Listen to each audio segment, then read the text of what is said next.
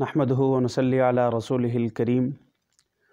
Programme آپ کے مسائل اور ان کے حل میں ایک دفعہ پھر آپ حضرات کے سامنے حاضری ہوئی ہے۔ ایک صاحب نے یہ سوال پوچھا ہے، محمد ثناء اللہ نے سکھر سے یہ سوال پوچھا ہے کہ میرے والد اور میرے چچا نے اپنی بہنوں کو میراث سے حصہ نہیں دیا تھا، اب اس کا شرعاً کیا حکم ہے؟ دیکھیں، میراث سے آپ کے والد اور آپ کے چچا نے ان کو حصہ نہیں دیا، یہ بہت بڑا ظلم ہے، یہ جرم ہے، یہ حرام ہے اور یہ سنگین گناہ ہے۔ اس کو جتنا بھی بیان کیا جائے یہ کم ہے کہ ایک بلشت کے برابر بھی اگر کسی نے کسی کی زمین،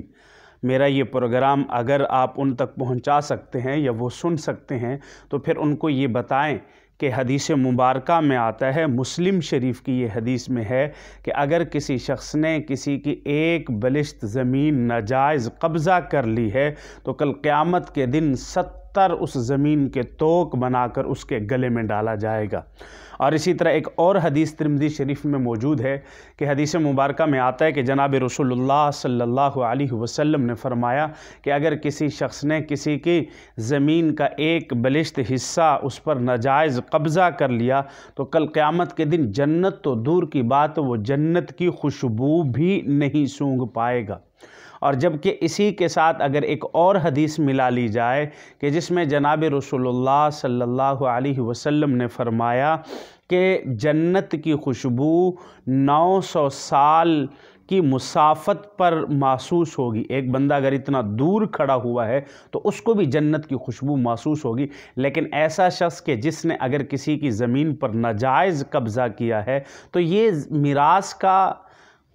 ہڑپ کر لینا، میراث کا کھا لینا، بہنوں کو میراث نہ دینا، تو یہ بھی ناجائز قبضہ کرنا ہے ان کی آمدن پر، ان کے حصے پر، جو حصہ ان کا قرآن و حدیث نے مقرر کیا ہے ان کے حصے کو نہیں دیا گیا، یہ ناجائز لیا گیا ہے، تو یہ بھی اسی حدیث کے زمرے میں ہے۔ ہاں، اگر نہیں آپ نے ایسا ظلم کیا ہے تو پھر اس عذاب کی تیاری کر لیجئے، اور کون سا ایسا شخص ہے کہ جو یہ عذاب برداشت کر سکتا ہے؟ تو اس لیے میری گزارش ہے کہ آپ اپنے چچا اور اپنے والد کو سمجھائیں، اگر تو وہ زندہ ہیں ان کو سمجھائیں پیار و محبت سے، حکمت کے ساتھ، کہ وہ اپنی بہنوں کا حصہ ان کو واپس کریں۔